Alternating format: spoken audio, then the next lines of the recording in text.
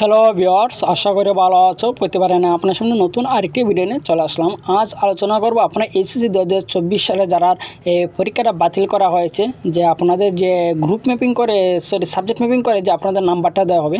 আজ কিন্তু এগুলো কাজ শুরু হয়েছে, যে কীভাবে আপনাদের সাবজেক্ট ম্যাপিংটা কীভাবে করবে। আজকে কিন্তু শুরু, আজকে এই নিয়ে জানাবো। সবাই জানা দরকার যে আপনার সাবজেক্টে কীভাবে ম্যাপিং করা হবে, যে আপনার যেগুলো পরীক্ষা যেগুলো খাতা থেকে না কীভাবে নেবে এবং কী কী কাগজপত্র তারা নিয়ে কিন্তু যে ম্যাপিংটা করবে। হ্যাঁ, আজকে এই নিয়ে আলোচনা করবো। তার আগে বই নিয়ে আপনি যদি এই চ্যানেল নতুন হয়ে থাকেন, তার আপনার সাথে রিকোয়েস্ট থাকবে যে এই ধরনের নিত্য নতুন ভিডিও সবার আগে পাওয়ার জন্য অবশ্যই চ্যানেলটি সাবস্ক্রাইব করে পাশে থাকবেন। কারণ আপনার লাইক এবং একটা সাবস্ক্রাইবের কারণে কিন্তু আমাদের নতুন আরেকটা ভিডিও তৈরি করার অনুপ্রেরণা সৃষ্টি করে।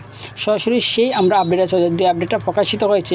হ্যাঁ, এখানে দেখতে পাচ্ছেন যে এসএসসির ফল তৈরিতে, হ্যাঁ এসএসসির যে ফলটা তৈরি করা হবে, অর্থাৎ রেজাল্ট হচ্ছে সাবজেক্ট ম্যাপিং শুরু। আজ থেকে কিন্তু তার সাবজেক্ট ম্যাপিং শুরু করেছে এবং সাবজেক্ট ম্যাপিং তারা কীভাবে করবে যে আজকে এই ভিডিওতে জানবো। মানে সবার জানা কিন্তু দরকার, তার জন্য ভিডিওটা কোনো স্কিপ করবেন না, মনোযোগ দিয়ে দেখেন সম্পূর্ণ।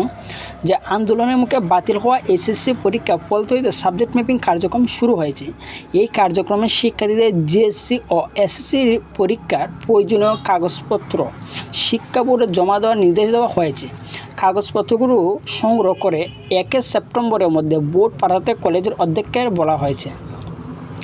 মানে অর্থাৎ জিএসসি এবং এসএসসির যেগুলো কাগজপত্র আছে, যে মার্কশিট এবং যেগুলো সনদপত্র আছে, এগুলো কিন্তু 1 সেপ্টেম্বরের মধ্যে তারা কিন্তু শিক্ষা বোর্ড থেকে বলে দিয়েছে প্রত্যেকটা কলেজের অধ্যক্ষের কাছে, যে এইগুলো কাগজপত্র যাতে তারা শিক্ষা বোর্ডে পাঠিয়ে দেয়। ইতিমধ্যে শিক্ষা বোর্ডগুলো এই সংক্রান্ত বিজ্ঞপ্তিতে প্রকাশ করেছে। যশোর মাধ্যমিক ও উচ্চ মাধ্যমিক শিক্ষা বোর্ডের বিজ্ঞপ্তিতে জানা গেছে যে তাতে বলা হয়েছে যে এইচএসসি পরীক্ষা 2024-এর অংশগ্রহণকারী সব পরীক্ষার্থীর জন্য উল্লেখিত তথ্য পাঠানোর জন্য ভারপ্রাপ্ত কর্মকর্তা অধ্যক্ষের বলা হলো। এই জন্য প্রাইভেট পরীক্ষার্থীদের জিএসসি ও এসএসসি পাশে একাডেমিক ট্রান্সক্রিপ্ট, অর্থাৎ যে আপনারা জিএসসি এবং এসএসসি দিয়েছেন, দেওয়ার পর যে আপনাদের এই যে মূল মার্কশিটটা, হ্যাঁ যে মূল ওই যে বলছে একাডেমিক ট্রান্সক্রিপ্ট মানে মূল মার্কশিটটা বোঝায়, মূল মার্কশিটের ফটোকপি এবং ভারপ্রাপ্ত কর্মকর্তা এবং অধ্যক্ষের কাছ থেকে সত্যায়ন করে, যেগুলো আপনার জিএসসি এবং এসএসসি যে মার্কশিটটা আছে এগুলো কিন্তু সত্যায়ন করা লাগবে। এগুলো আপনাদের কাজ নয়, তারা কিন্তু যে কলেজ ক্ষেত্র কাজগুলো কিন্তু আপনাদের জানা দরকার যে কীভাবে তারা রেজাল্টটা তৈরি করবে, ঠিক আছে না।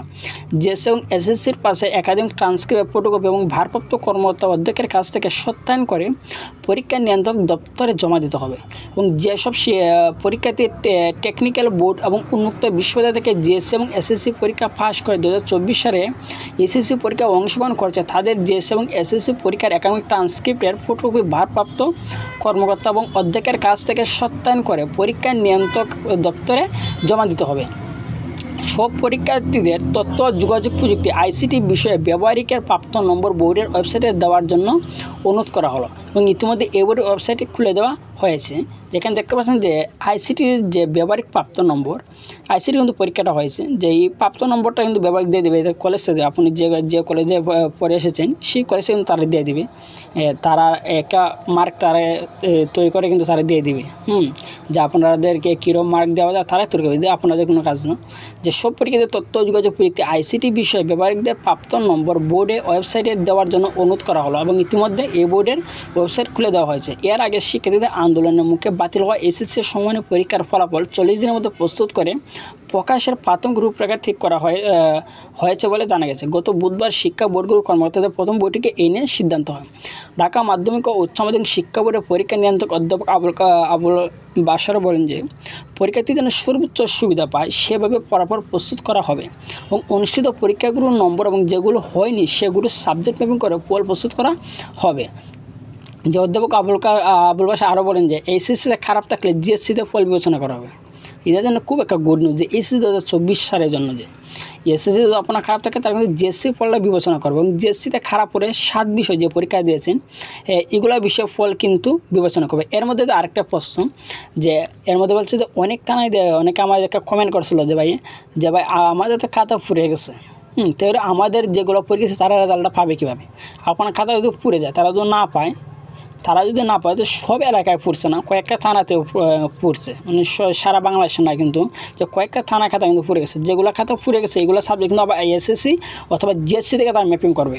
যেগুলো সাবজেক্ট পড়ে গেছে, এগুলো যদি আপনার এসএসসিতে ভালো থাকে তাহলে এসএসসি থেকে আনবে, আর যদি জিএসসিতে ভালো থাকে এগুলো রেজাল্ট জিএসসি থেকে এনে কিন্তু তারা সাবজেক্ট ম্যাপিংটা আপনার করবে। ঠিক আছে, এই নিয়ে কিন্তু আপনার কোনো টেনশন নেওয়ার দরকার নাই। ঠিক আছে, তারা কিন্তু বলেছে যে আপনাদের সর্বোচ্চ বেনিফিট যাতে দেওয়া যায় এই নিয়ে কিন্তু তারা রেজাল্টটা তৈরি করবে। ঠিক আছে, আজকে এই ছিল আলোচনা যে আপনার রেজাল্টটা কীভাবে তৈরি করা হচ্ছে আমি আজকে দেখে দিলাম। যে আপনাদের কিন্তু যে এসএসসি যে মার্কশিট এবং জিএসসি মার্কশিট কিন্তু তারা আপনাদের চেয়েছে। ঠিক আছে, এবং যে আপনাকে দেখিয়ে দিলাম যে এবং জিএসসি এবং এসএসসি মিলিয়ে কিন্তু যে আপনার রেজাল্টটা তৈরি করা হবে, রেজাল্ট কিন্তু আপনাদের ভালো হবে। এবং খাতার যে বিষয়টা যে আপনাদের খাতা যেগুলো পড়ে গেছে এই নিয়ে কিন্তু টেনশন নেই। তারা কিন্তু জিএসসি এসএসসির যে এইচএসসি যে পরীক্ষা দিয়েছেন এই পরীক্ষার যেগুলো খাতা পড়ে গেছে এগুলো পরীক্ষার কিন্তু যে এসএসসি অথবা জিএসসিতে মার্ক এনে কিন্তু তারা সাবজেক্ট ম্যাপিংটা করবে। এই নিয়ে কিন্তু আপনাদের কোনো টেনশন হওয়ার দরকার নেই, এবার কিন্তু রেজাল্ট কিন্তু খুবই ভালো হবে। ঠিক আছে, যেহেতু কিন্তু আপনাদেরকে সেরকম একটা অফার দেওয়া হয়েছে যে আপনাদের রেজাল্ট কিন্তু ভালো হবে এবং জিএসসি এসএসসি এবং এইচএসসি তিনটা মিললে কিন্তু আপনার রেজাল্টটা তৈরি করা হবে যেখানে আপনি সর্বোচ্চ পেয়েছেন। ঠিক আছে, আজকে এই ছিল আলোচনা। তারপর না পেয়ে থাকেন অবশ্যই আমাকে কমেন্ট করে জানাবেন, আমি উত্তর দেওয়ার চেষ্টা করব। আর যদি ভিডিওটি ভালো লাগে তবে অবশ্যই লাইক দেবেন। আর আপনি যদি এই চ্যানেল নতুন হয়ে থাকেন তারা আপনার সাথে রিকোয়েস্ট থাকবে যে এই ধরনের নিত্য নতুন ভিডিও সবার আগে পাওয়ার জন্য অবশ্যই চ্যানেলটি সাবস্ক্রাইব করে পাশে থাকবেন। ধন্যবাদ, দেখা হবে অন্য কোনো ভিডিওতে।